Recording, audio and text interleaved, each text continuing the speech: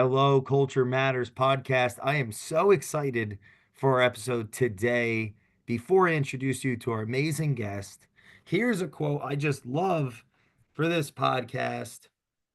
Even a fool with a tool is still a fool. Head of Customer Service Anonymous. Our friend uh, today, I can't wait to introduce you to our guest. I feel it's funny. I feel as though they're a friend, although I've never met them. I've just consumed tons of their podcasts, and I just got their book today, and I was listening to one of their many books today on change, and I was listening today for over 2 decades. They've been advising, mentoring, and leading by example as it relates to customer experience, strategy, culture change, transformation. What is it really? Father of at least 5 kids and grandfather of 5, friend of someone we love deeply here at the Culture Matters podcast, the one and only Bill Ryman, who connected us. Who, if you listen to the show, you know how special he is to us. But um, founded an international consulting organization, Strativity, and today Lior Arussy with the new book, Dare to Author, LiorArussy.com, work with Fortune 500 companies and so much more. I can't wait to learn from you today and to share your gifts with our audience. So thanks for coming on the show. I really, really appreciate it. Thank you for hosting me. I'm looking forward for the dialogue. So the first thing I must ask, what you were, if I understand correctly, were in the with a very prominent company earlier on, Hewlett Packard, and Mhm. then popped into the world of consulting. Now, was that something that you were dreaming about young, and had pictures in your school, room around consulting, or did that you fall into it, earlier in the career? I'd love to know that because this is a very So opaque world for yeah, our listeners. so my turn into consulting has to do with the quote that you started with. So I was doing very well in the technology world. I was involved in startups. I was at HP doing very well there. Then I moved to another company that specialized in software for the call center customer service space. I was an executive. I was doing very well. And again, one day, one of my clients won the worst call center award in Holland, and I thought it was a joke. Apparently, it was not a joke.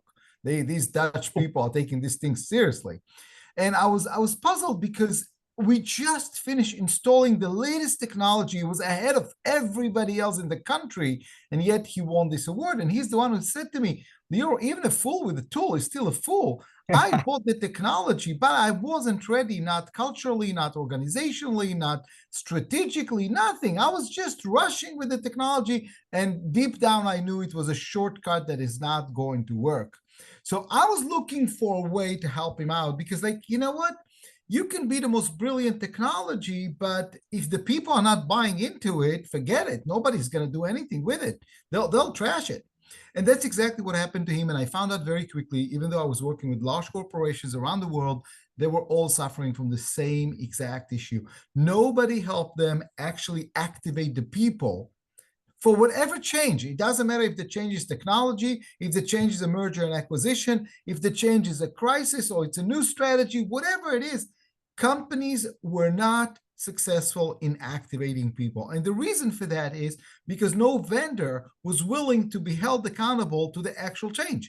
You talk to research companies that tell you, oh, we'll do a research and everything will be great. You talk to consulting guys, they'll say, oh, we'll do consulting. You talk to training guys, they'll do training. You talk to branding guys, they said, oh, you need to change your logo a little bit and the problem is going to go away. And the truth is, it wasn't. But nobody was held accountable to how do I mobilize thousands and thousands of people? And that puzzled me. And I said, there must be a better way. And that's when I dived into consulting. I have to tell you, I knew nothing about that business. I had no background. I didn't come from Wow. McKinsey. I didn't come from BC. I didn't even know how to price. To be honest with you, I didn't even know how to price it. But I said, there must be a better and a different way. And I said, I'll tell you one more thing. We actually had a very different approach. So we called ourselves an execution company. And we actually had a clause in our contract that stated that if we see that the client is not serious about changing, then we can walk away. Wow. Our reputation was about change. You don't have to accept all of our recommendations, but if we did not manage to move the needle a little bit, then we failed. I don't want to leave a report there. That's how we were different. And it was very common for us to get a call saying, McKinsey was here, but we don't know what to do with it. BCG was here, but we don't know what to do with it. And then we would come in with our methodology and basically activate the organization. What are some things that for our listeners they could be doing that they don't recognize, and if they're in positions of, let's say, authority, highest authority. So founders, because we have a lot of Yeah, founders who, not all CEOs are founders, but all founders are CEOs in that spirit. sure. Some things that if they really want to undermine the company, right? Always invert. What are some things to really make things worse that they could be doing? Okay. So I'm going to start with the direct bullseye issue, which is I think that the concept of culture at organizations is the most misunderstood concept. And I'll explain to you why. Because people think that culture is about making people feel good, giving them merch, doing happy hours on Thursday, babysitting the people and just making them feel good. And as a result of it, the perception is that this belongs at HR. HR does culture. Well, let's get a chief culture officer and he'll just arrange for cool merch and a wonderful holidays party, and our people are going to be happy.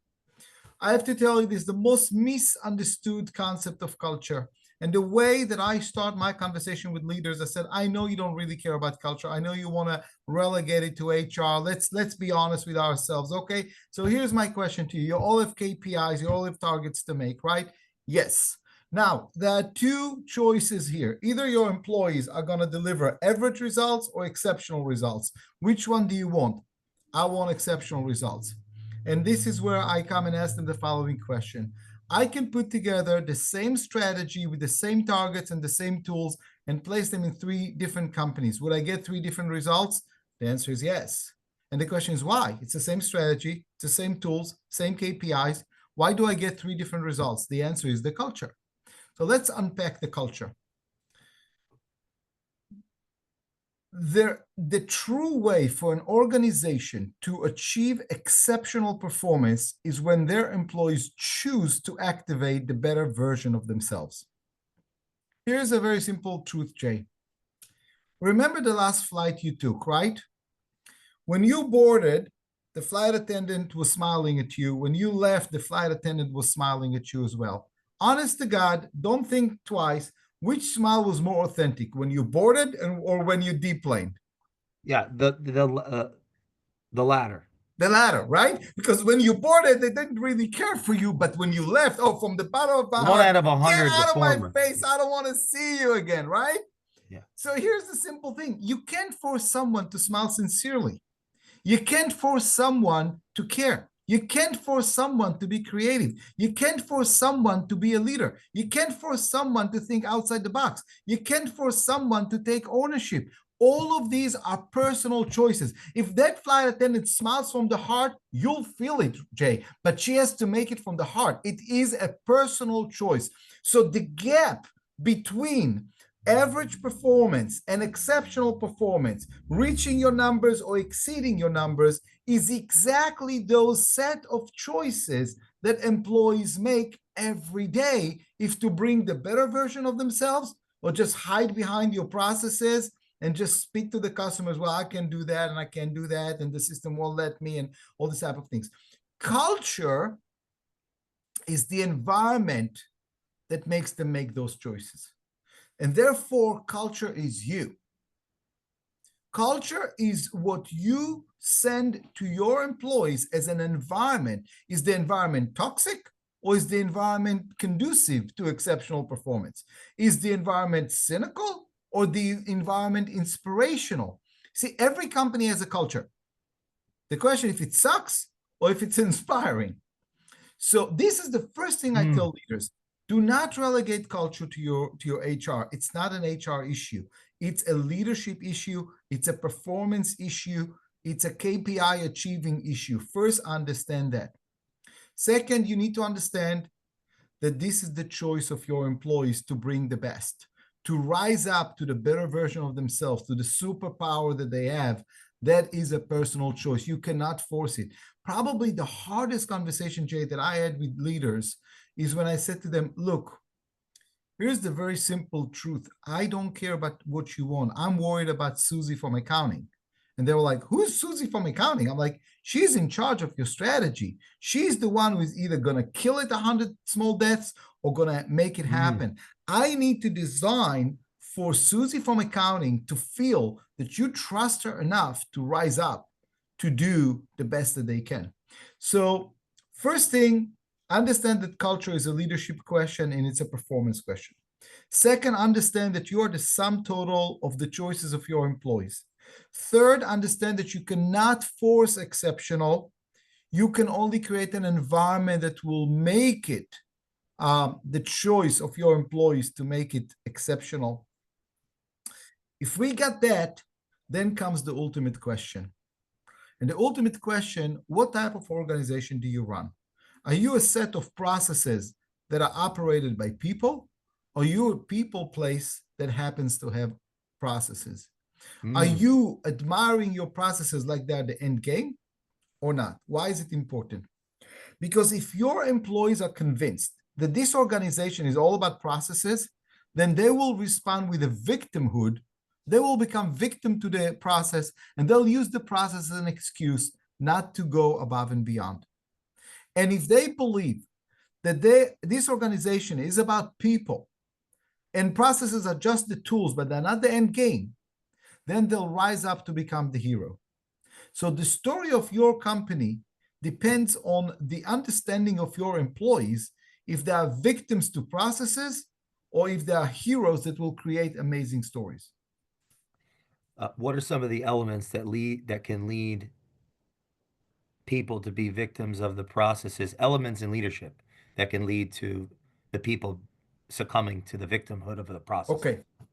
So let's start with something very, very simple. Many of us are mirroring our first manager from 30 years ago. That manager told us certain mantras. I'll give you just a simple one, Jay. I do that in try to see. Let's see if you can fill in the blank. If you want to do it right, fill in the blank. If you want to do it right, do it yourself. Here's a great example of a management cliche that we heard 30 years ago. You know, we don't use Windows 95, but we're still using Management 95, okay? This is a great example. Within that, as part of our mirroring of our old manager comes another thing. 30 years ago, managers thought that their job is to be the invincible manager. They know everything. They're confident. They never have doubts. They never have any vulnerability. They are perfect and they know where they're going, and everybody should march after them. Today's employees, when they come across the invincible leader, they're saying, okay, so you don't need me. Where's my room here to help? You're not asking for help. You don't need my help. You just know everything, so just do it. And I'll become a victim of your knowledge. I will not even try. I will not even try. So the first thing is look at your demeanor. Are you an invincible manager or are you a respected leader? Are you willing to open up and be a little bit more vulnerable in order for people to feel that there is space for them to contribute? Or are you shutting down any possible contribution because you're conveying this ultimate, ultimate knowledge and conviction that nobody else can penetrate, and therefore they're just becoming victims? So that's example number one. Example number two. And this is a practical example that every leader can start tomorrow, okay? I've done it several times at clients. It's a lot of fun.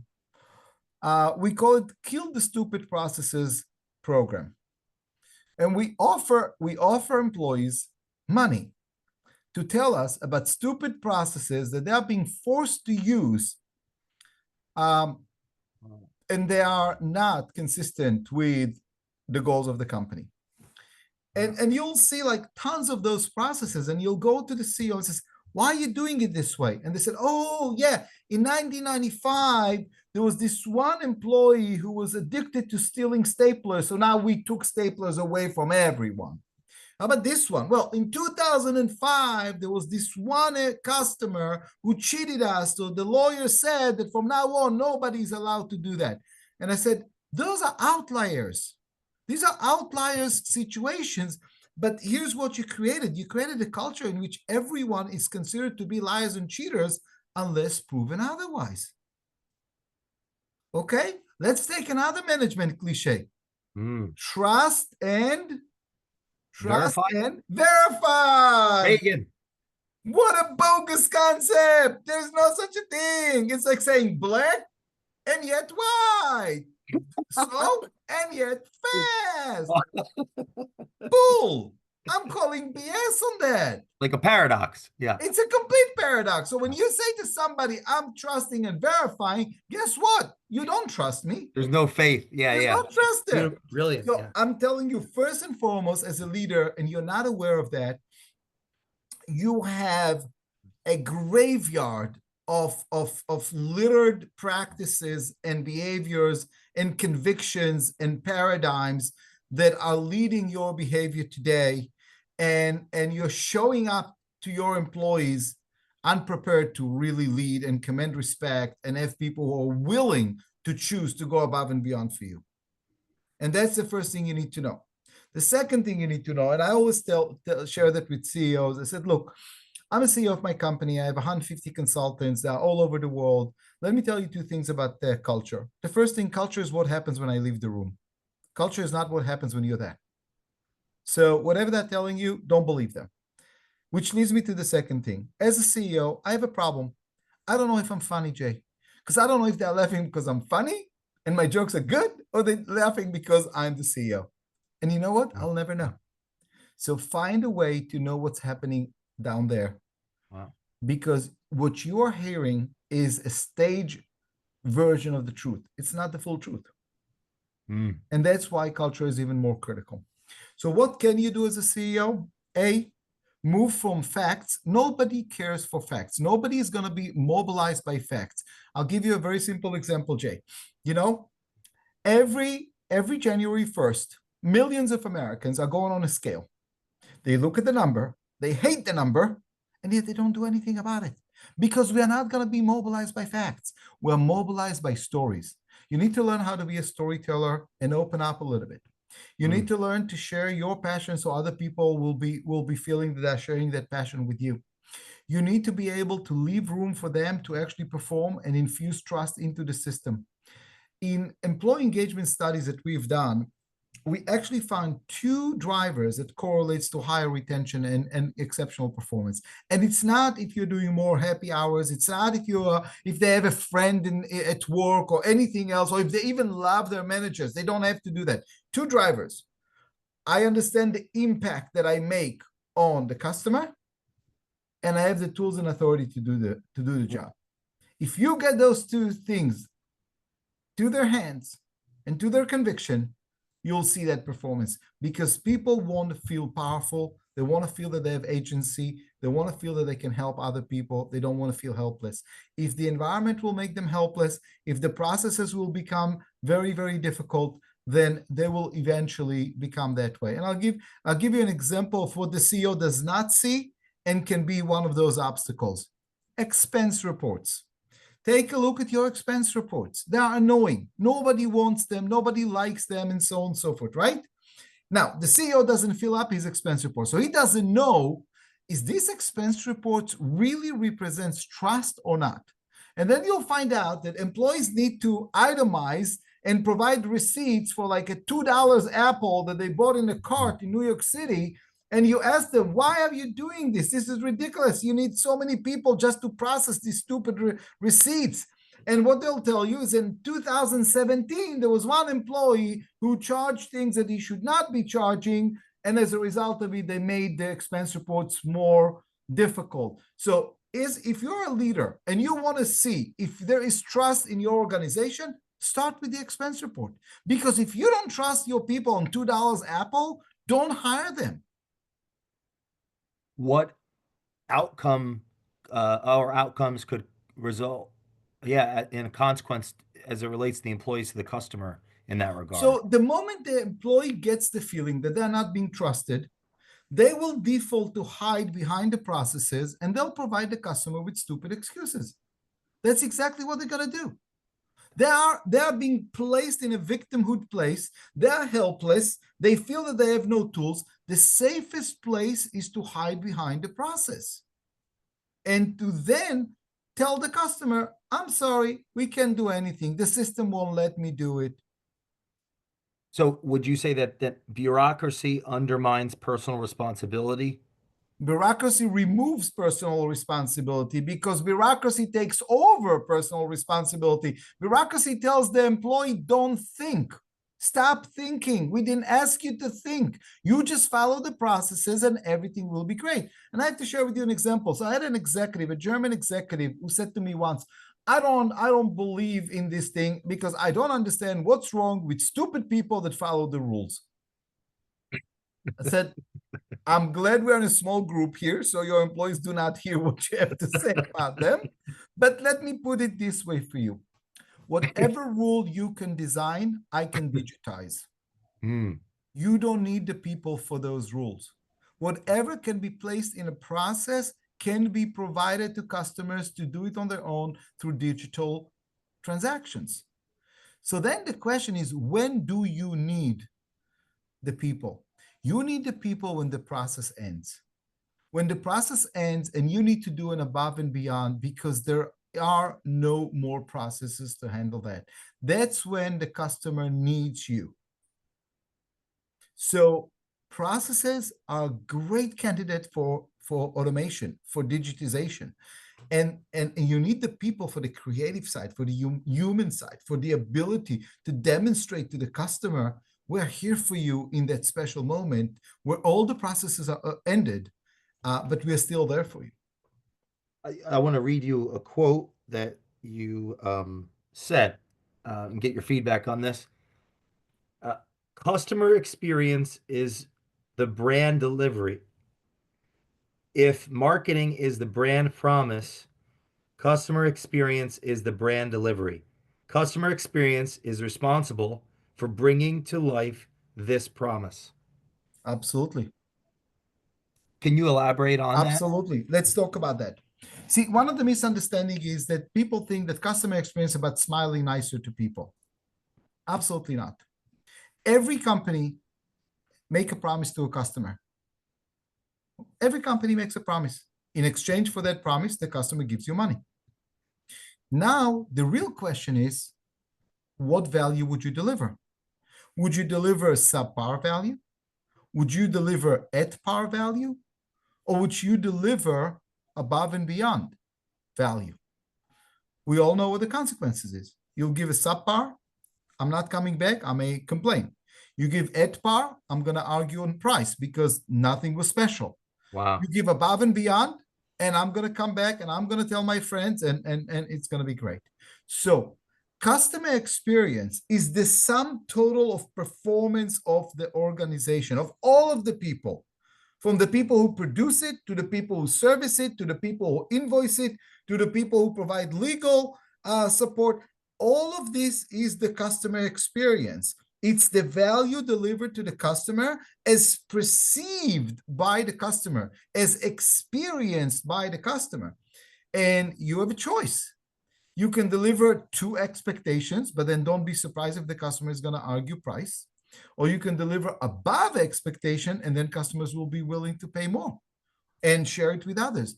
But customer experience is not customer service. Customer experience is not about smiling nicer to people. It's not about attitude. It's about the quality of the value that you deliver. Do you think it gets confused with some form of appeasement? Absolutely. I think that it has been reduced to small, stupid variations of what value is all about. Because at the end of the day, the question at the end of any experience is, how did they make you feel, Jay? Did they make you feel amazing? Did they make you feel important? Did they make you feel special? Or did they devalue you? Did they make you feel like you're the only person that matters to them at that moment? And for that, it will be priceless? Or did they Mm. make you feel like you're just one number and they don't care because they got so many others and they don't care? What advice do you have for our listeners and management on how to balance customer and employee the customer employee There's no of balance. There of is a their direct, intention. Jay, there is a direct correlation. Let me make it very clear to you. Our studies are showing that companies that are falling in the top 25 percentile of employee engagement are 3 times more likely to hit the top scores in customer satisfaction and will demonstrate higher profitability, sometimes up to 50% higher profitability than their competitors. So we have a specific scientific linkage between the two. And my argument is without employee choice to deliver exceptional performance, you will never have an exceptional experience, and therefore you'll never have exceptional results. But the billion-dollar question here, if I understand correctly, is how to create the environment and model and influence employee choice. Let's talk about that. Yeah, can you Yeah, unpack that? I want to make absolutely. sure I'm Yeah, yeah, following yeah, you. yeah. This is like a So, master class. so when we step into cultures, when we step into cultures that are less conducive to customer experience being exceptional, the first problem we have, Jay, is that on the wall it says that they are committed to all of these things, and for years it was on the wall, but it wasn't in the soul. So Mm, we need to understand that we're not starting from a baseline; we're starting from a negative because employees saw this wall every day and they knew that this was not real. They knew that management did not hold this to the highest level. So that's the first thing. But wow. there are 3 root causes to why the culture is not delivering. And I call them passion, performance, and practice. Passion. At the end of the day, for an employee to make the choice to deliver exceptional performance, they need to believe in the power they have to make a difference to customers. Okay? If your heart is in the medical space, if I'll put you to cook food in a restaurant, even though you're helping other people, you don't care because there's a misalignment. If you love cooking and I'm gonna make you a registered nurse at a hospital, you ain't gonna feel the passion. So first, I need to get to a passion alignment. The Mm. company need to talk and discuss the power that they have to make a difference in people's lives. It cannot be just a one-time thing, and the passion needs to be aligned. And people need to know why we are here and what's the purpose of our work. Does that tie into the company's story? Absolutely, absolutely, absolutely. And here's a small comment to all your listeners for the cynical voice. Take a look at your staff meetings in the last 90 days and ask yourself, how much time did you dedicate to the power and the purpose and the mission of the company? If you have done it more than 10% of your time, I'll send you my book for free. I'll bet you it didn't even have 5%. Nobody talks about it. They go straight for orders. Next, after passion, is performance. What happened is you need to set very clear guidelines to what standard of performance you're looking people to perform. Because what happened is people will say, yeah, I have the passion, but I'm doing it already. The problem is you're doing it at version A and we are looking at it at version AAA. So we're not on the same standards. And you need to give people examples of what you mean. But then comes the last thing. The easiest thing is to execute processes because you don't need to think and you don't take any risk. But if you're going to venture to do something exceptional that was not done before, there's a risk element there. That's where practice comes in. And my challenge to a lot of my clients is practice with your employees before they go on stage in front of customers, just like actors do. They need to practice in order to build the confidence, and your KPIs and your compensation needs to support that type of performance. You cannot have somebody doing exceptional work and you'll take it for granted because eventually it will become very cynical. So the answer to Mm. your question is passion, performance, and practice are the 3 root causes that you need to look at in order to ask yourself, are we really providing people a one way to take off? Or we have basically a path littered with cynical processes that are holding their hands. I want to be clear. I'm on the three P's here. Passion is who we have the does their like not just talent, but What their is our purpose? Why, their why key we're leader, their here? purpose. How do we make a difference in people's lives? You know, um, But it's I, two-pronged. The organization's clarity around their story, as well as who the the people are employees. that are being employed. Like Yeah, you yeah, mentioned the example of the nurse in a some different profession that wouldn't make sense. correct. Correct. Okay. And if you don't love what we do, you'll never be able to be exceptional about it. If you don't find power in your ability to help people in that specific area, Yes, then yes. you'll never be able to be powerful about it. I mean, can you imagine somebody at Harley Davidson hiring an employee that doesn't like motorcycles and doesn't I mean, like, give me a break. Give me a break. Ain't gonna happen. um, the performance piece, is that how the Performance area of standards. strategy? It's also what constitute an exceptional performance here. What kind of examples can you provide to say, you see, when you do this, that's Like exceptional. management needs to know what they want, Yeah, what their exactly. expectations are. So that's Because another. otherwise, employees are doing what they're doing, thinking that they're doing it already, but they're not. And practice, how Practice is a combination of a couple of things. A, simulate with your people, have them act out, have them feel confident to do this because it's a new thing for them. Second, reward the right behaviors. Set KPIs that actually support what you want to see. Otherwise, it's not going to happen. If your KPIs will be in one way, and I'll give you an interesting example. Okay, so we work with a credit card company, and we noticed they launch a very radical advertising campaign, which resulted with customers who got exposed to the advertising campaign stopped using the credit card because they hated it so much. So we went to the marketing team and we said, look, you have to stop this campaign because it's counterproductive. I mean, people are stopping using it. And they said, oh no, we're not gonna stop it. It's actually very successful. I said, in what way it's successful? And they said, we have a KPI called brand recollection, the ability to remember the brand. People after seeing the commercial remember the brand. I said, but they're remembering it negatively. They said, well, that's not our measurement. Our measurement is recollection. So they remember, we made our numbers, we get our bonus. We don't care. So when you reward the wrong things, then people are not going to move towards the behavior that you want them to move. some of the attributes of chief executive officers that you've worked with or and come across over the decades that you would say are aspirational qualities or stand out to you? So, Attributes of chief executive officers, like I think we're seeing a transformation or a transition because for years, the ultimate candidates for chief executive officer were people coming from finance or from operation. And as a result of it, the world revolved around pie charts and graphs and Excel sheets. And they did not understand the human side. They were afraid of the human side. They did not know how to inspire their people, and they would relegate it. They were relegated to other people. You wouldn't see people necessarily coming from marketing or HR into the C suite and into the chief executive. So that was a handicap as employment have changed, as millennials came in and wanted their purpose, as Gen Z wants to feel powerful.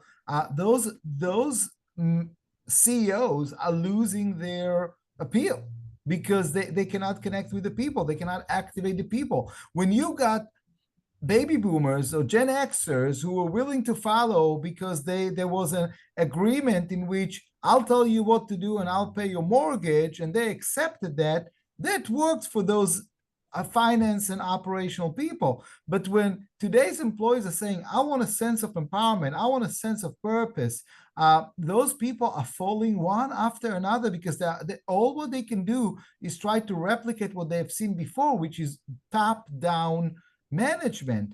It doesn't work anymore. It's about activating from the bottom up, and that requires a new skill. So those who are willing to open up and be coached to new mm, skills are the one winning. And I'll give you a great example. I still remember that. Have you been to Vegas, Jay? yes, sir. So you know the Aria Hotel. It's one of the largest, newest Yeah, we hotels there. just The stayed there conference recent. center there is crazy big. And we were standing behind, preparing for a presentation. The CEO, who was a banker, turned to me and he said, Lior, remind me after the conference, I want to sign up for coaching sessions about how to do public speaking. And I said, I don't do that. But he said, no, no, no, I need it because you have a way of connecting with people and I would love to learn that. And I said, are you serious about learning that? And he said to me, yes. And I said to him, when was the first time? How old were you when you heard the name of this company? And what makes you passionate about working for this company? And he paused and he told me the story. And I said, that's a brilliant story. Here's what I want you to do. I want you to leave your slides aside. Leave your slides aside. I want you to go out there and tell it to your people. He said, why would they care? I said, just trust me. You want me to coach you? I'm coaching you on the spot right now. Go outside. Don't use your slides. Don't show them the graphs that you put together. Tell them, when did you hear the name of the company for the first time? Why does it inspire you? And why you're happy to be here? He went there. He came almost in tears. He's like, Lior, why did it work? I said, because stories and a little bit of vulnerability is the glue that connect people to you. When you put graphs in front of them, they don't care. That's not the language that people talk. Jay, you don't go to your wife and you say, look, let me go through your pie chart. In the last 30 days, 30% of your time you have not demonstrated enough care for me. 42% of the times you have demonstrated a little bit of animosity. And no, we don't speak that way. So when you want to activate human beings and not process operators, you need new skill sets. So you want to talk about capabilities, those who learn how to tell a story, and you're not.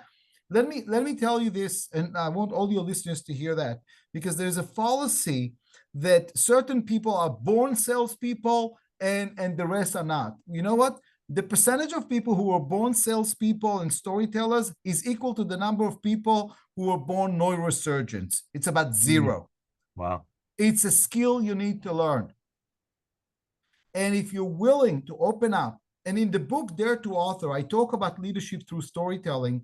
And I specifically say, this is not about stripping yourself and embarrassing yourself. I'm not asking you to be stupid. I'm not asking you to sing silly songs in karaoke. I'm asking you to use specific stories to activate your people. Be deliberate about it, but be willing to send a message to them that there is space for them to help you, that you are on a journey together, that you are not star on the stage, you're a guide on the side, and you're going together on a journey. Guide on the side. Guide on the side, not star on the stage. Earlier, your sociological breakdown there of financial backgrounds, operational backgrounds, industrial age, I'm thinking. Yeah, Now there's a new absolutely. generation. Are there certain, are there specific, or like, what backgrounds would you say in this generation could be more conducive from an experiential education, hands-on, other departments in an organization that maybe have the upper hand? Now I'm just thinking out loud, like that Sure, could sure, have the sure. upper hand for the 21st So, century, or so yeah, um, 21st I'm, century. I'm going to start first by building up on what you mentioned. Frederick Winslow Taylor is the father of the scientific management, right? 1902, 1903, his book comes out and he specifically states, we do not ask for initiative of men. We want them to follow the rules. The whole scientific management treated human beings as machines with output. And that is still permeating some halls of executives today, where they're still looking at their people as machines with output. But what they don't understand is that with technology, a lot of the traditional output of people is now automated. You don't need them anymore for that. So the first thing that you still need financial discipline, because a business is a business and you need to be profitable, because without cash flow and without P&L, you can't run a business, you cannot secure people's future, and so on and so forth. But where the new skill set comes in is, I would say, in three areas. Okay. The first one is the sensitivity to understand humans and not just buyers. The second one is what I call change resilience, the speed and scope in which your organization moves. So it's how quickly do you adapt to change and how Mm. boldly do you adapt to change. And the third one is your ability to surprise or to innovate. Because if you're just going to deliver what I asked, there's nothing special about that. Your competition can do that. That is exactly where you're going to be in price. When client comes to me and I ask them, why do you want to do this? Oh, we want to improve the culture. I said, BS, nobody cares for that. Okay. And then we go into what is your cost of customer acquisition? Did it go up? If it goes up, that means they don't see the value.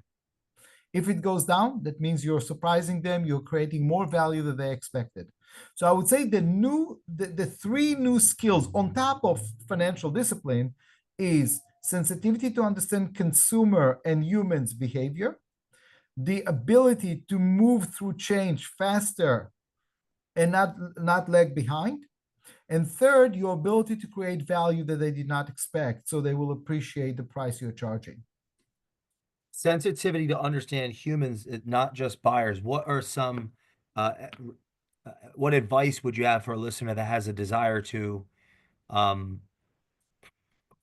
improve in that capacity? Is that Okay. part of the dare to author as a There, medium? there I'm just to there putting. to author there to author actually helps you with the other two elements that I mentioned.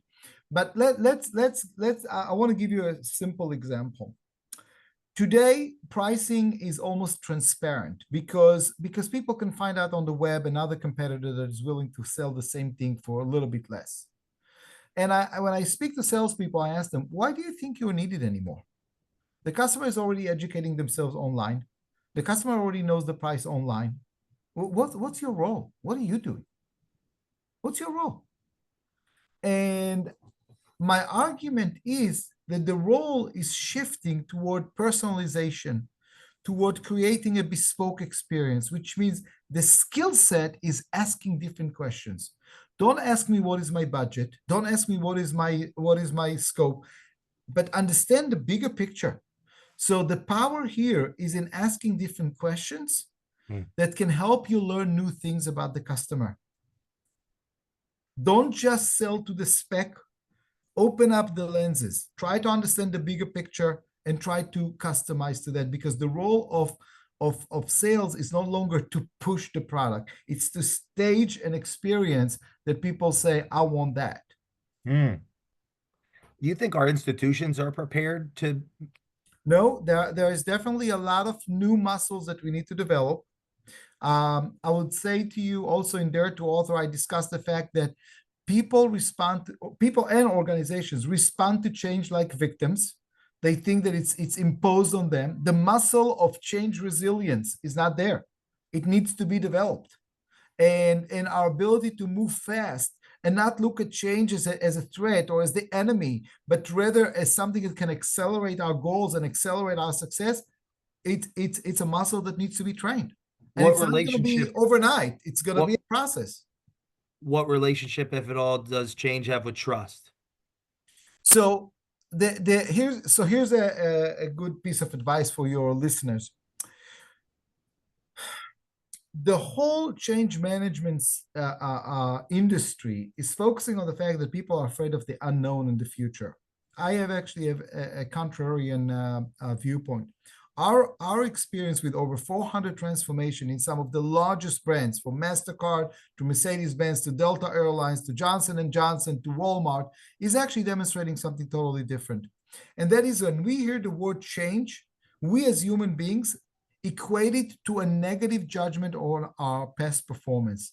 So if I was using this technology and now you want me to move to that technology and I used it for 20 years, guess what? You now ask me to call the last 20 years of my life a mistake? I can't do that. That's too big.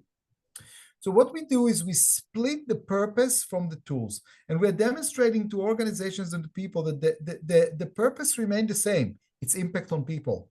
The tools evolves. So if you work in a bank, once upon a time you use an abacus, and then you had those calculators with the paper strip, and then you had a desktop, and now you have an iPad. The tools do not define you. What defines you is the impact that you make on people. In the Hmm. book, in Dare to Author, I talk about where is the center of gravity. Is it me, or is it the impact that I make on other people?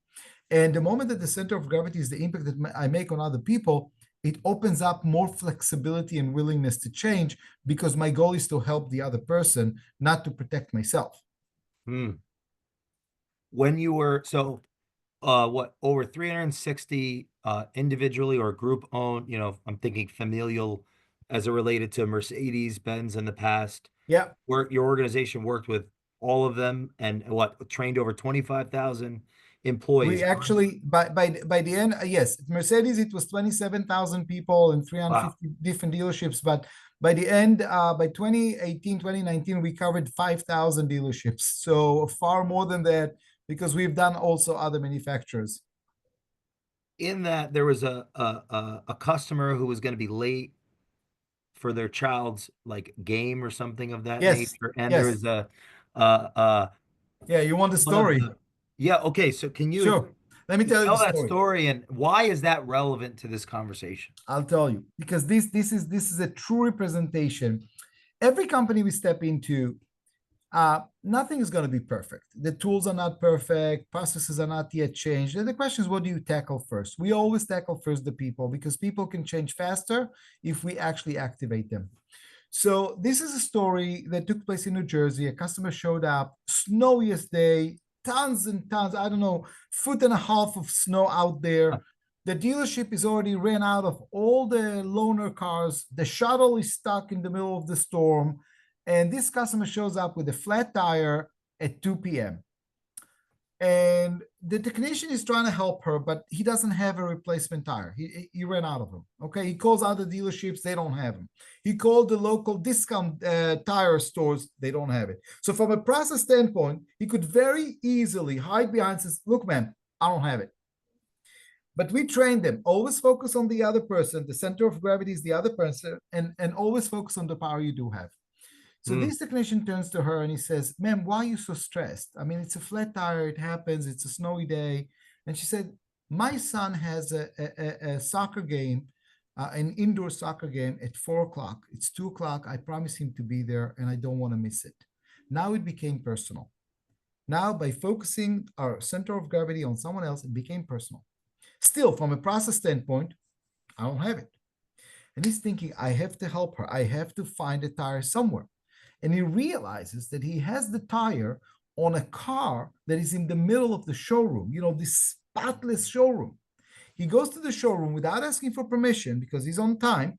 He removes the tire. He doesn't have time to even put a replacement tire there. He puts the car on a jack. He goes and installs the tire and sends her on her way so she will not miss her son's soccer game. The customer started to cry and she said, no one ever did something like this for me. This is an example of a culture where employee rose up to the best version of himself. And I asked him, how did you feel? He said, Lior, it was one of the best days of my life. I did exactly what you said. I focus on the power I do have. I could very easily hide behind the process and say, I don't have it. But I rose up because my center of gravity was the person in front of me, and I wanted to be part of that story. I wanted to be the one saving the day, and I saved the day. I was Superman today through that. And that's the power. And the beauty of it, by the way, that we activated about 5,000 stories like that in the first year across the whole wow. network. 5,000. Because if you have one story like that, it's the exception to the rule. But when 5,000 people dare to do it, it becomes the new culture of the organization. And for that, you need to make people be passionate about what they do. You need to set the standards very high, and you need to have them practice so they would feel confident to do it. Because you can only imagine like this guy's going into the showroom, removing a tire from a car in the showroom. I mean, the sales manager will fire him on the spot. The salespeople will scream at him. You know what? Not only they didn't scream at him, you know what they did? They all had in the middle some customers. They took the customers. They said, look, you can buy the car anywhere you want, but who's going to do this for you? They turn it into a sales enablement tool because they realize this is exceptional. This is what we are willing to do for our customers. Earlier you said at value, the customer has a may negotiate price. Above value, it justifies it. And And so that's and that's that ties into exactly the the sales above process. value. When the customer is seeing that that's what you're willing to do for them, what are the chances they're going to argue the price? No way. No way. When customers sees that they're getting more value than they are paying for, price is no longer an issue. Whenever a customer argues with you about price, it's because the customer is not seeing enough value for the money you're charging.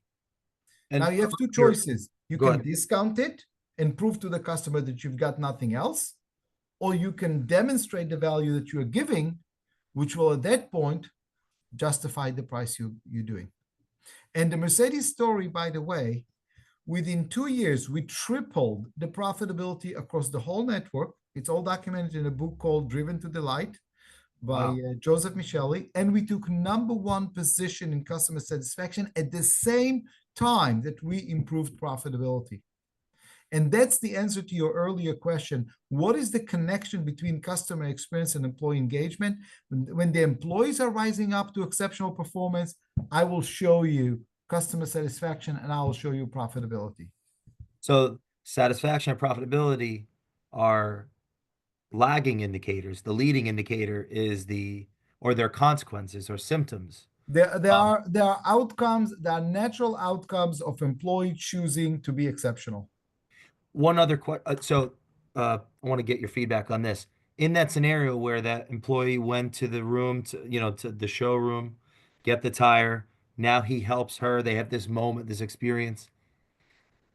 You mentioned earlier about the environment that the organization it's going to influence culture. So, and then you talked about incentives.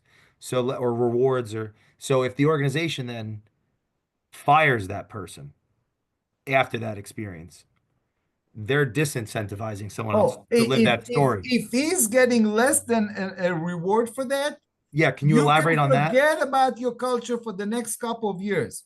I'll give you the opposite example, Jay. So one of my consultants went to conduct a session, a focus group with employees. It was supposed to be confidential.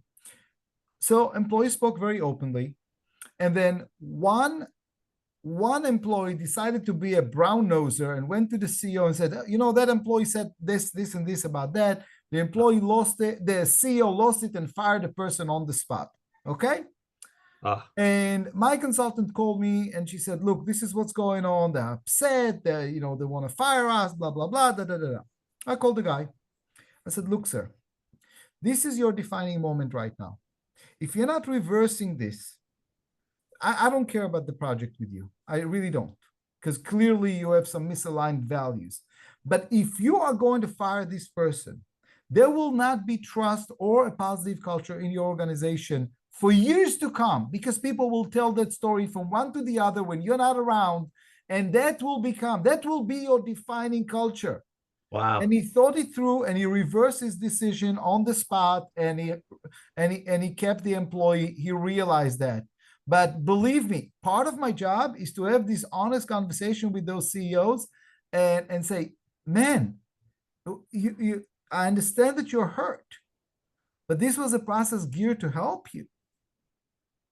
This is a process that geared to actually give you the real answers that you don't hear because everybody's not telling you the truth because you're the CEO. So if you're going to shut down that, Mm. you'll never have honesty in your organization. Everybody will be posturing all day.